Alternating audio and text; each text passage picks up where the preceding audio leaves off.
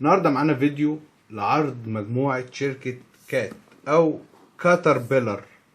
شركة كاتربيلر ديت طبعا شركة معروفة، مفيش دولة في الكوكب كله ما فيهاش المعدات اللي عليها اللوجو بتاع شركة كاتربيلر.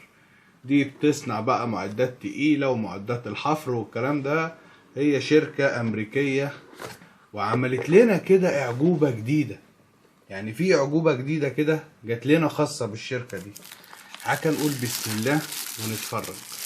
شوف الله ساعة، شوف المتعددة بتاعت شركة كاتربيلر.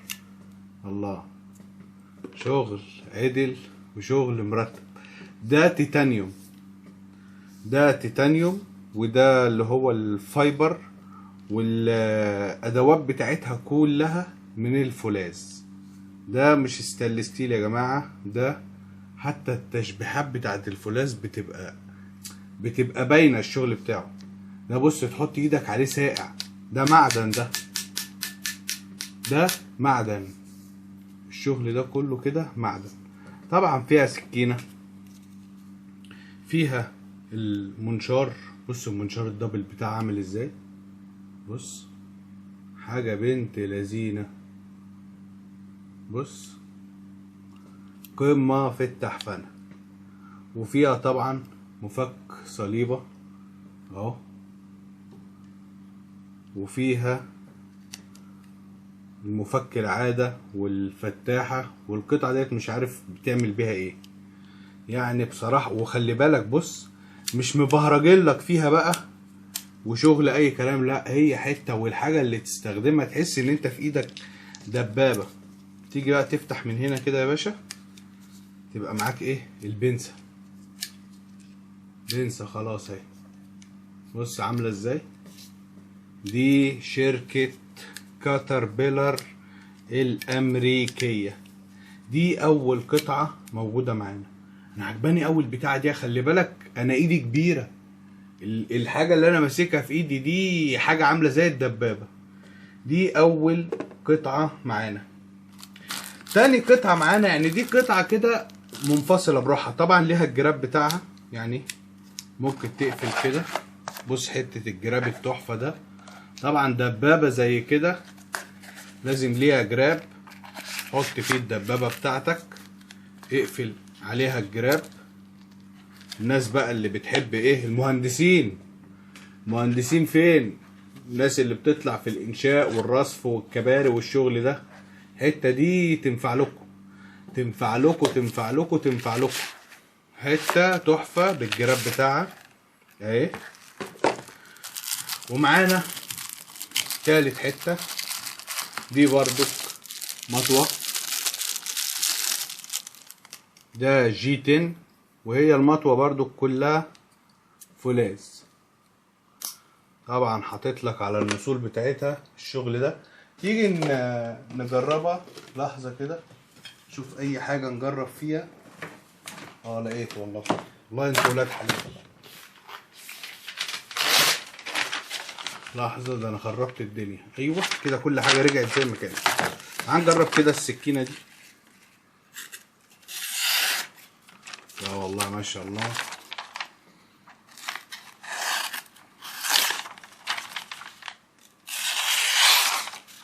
يا سلام. خليها كده عشان ايه كلنا نشوف. شفت عامله ازاي. نيجي نجرب السكينه اللي هنا دي اللي في المتعدده. بس دي فيها شرشره وحاجات. متهيألي دي مش هتمشي، مش هتمشي. دي لازم فاهم من عند الوش كده تجرب، هتلاقي اوكي تمشي معاك. ليه؟ لان هي في اخر الحد بتاعها في اللي هي الحتت المشرشره دي، فمش هتمشي. دي السكينه اهي، المطوه اللي معاها.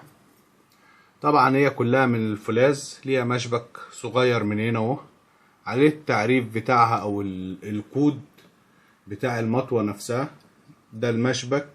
فيها من هنا كام حاجة كده. فيها فتاحة صغيرة من ورا من الظهر. فيها الحتة دي تخشينة كده عشان صباعك يبقى فيها تخشينة من هنا، وفيها تخشينة في السلاح من فوق. عشان ايه برضك لو ماسك المطوة ايديك ما تتزحلقش من عليها ولا تتحرك برضك ايه تبقى ثابته. هي المطوه ديت نظام الفريم لوك، يعني هي الفريم بتاعها كامل اللي هو بيتزق كده وتتقفل المطوه. طبعا ده الجي 10 وهي فولاذ. وتالت قطعه وهي الاخيره معانا، هو الحته دي 3 قطع. الميداليه دي تبقى ميداليه مفاتيحك العاديه، يعني القطعه دي تبقى في ميداليه مفاتيحك العاديه، فيها من هنا كشاف، ومن هنا مفك، ومن هنا فتاحة، ومن هنا مفك برضو تاني، وسكينة صغيرة. اعتقد هي فيها كام حتة دول بس. يعني بص، هي مختصرين لك فيها الى ابعد الحدود. هي الحتة كلها على بعضها اختصارات اهي، الحتة كلها على بعضها اختصارات.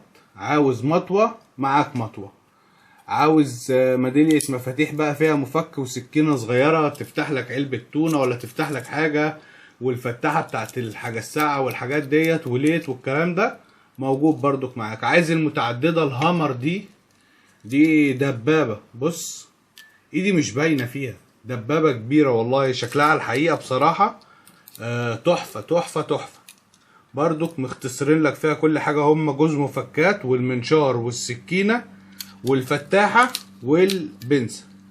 ودي كانت حاجة جديدة بالنسبة لاخواتي اللي على القناة، اللي هم دايما عمالين يقولوا لي يا خليفة نزل جديد، او الفيديو الاخير يعني اللي انا لمحت عليه اللي هو بتاع امبارح، ان الناس بتقول لي فين الجديد فين الجديد فين الجديد. عندي جديد وعندي حاجات كتير، بس انا كنت عاوز اجمع مجموعات عشان انزلها لكم في اكتر من فيديو. يعني انا ما بحاولش ان انا استعجل نفسي او ان انا ارمي وخلاص. كان في حاجات عندي عايز اضخها على القناة. اصلا انت لو رجعت محتوى القناة خلال الشهر ده، شوف كم قطعة سلاح جديدة جت وكم قطعة سلاح حلوة جت على القناة. المهم ده كان مقطع النهاردة معانا. كان معانا عرض على السكينة ديت اللي هي من شركة كاتربيلر، اللي هي الاختصار بتاعها كات، الدبابة بالمطوة بتاعتها ومعاها المتعددة الحلوة ديت. وبس يا جماعة، يعني يا ريت اللي لسه جديد وما شرفناش باشتراكه يخش ياخد لفة في القناة كده. لو عجبه المحتوى يا ريت يشترك. عنده فكرة جديدة يا ريت يقولها لنا في التعليقات، ممكن ينام ويصحى يلاقيها فيديو هو بيتفرج عليه هو واخواته وحبايبه. اخواته وحبايب قلبي اللي وصلوا معاه لغاية الحتة ديت، ما تنسوش بقى اللايك الجميل والكومنت عشان نتفاعل معاه. شوفوا الشوك على خير ان شاء الله في المقطع اللي جاي، والسلام.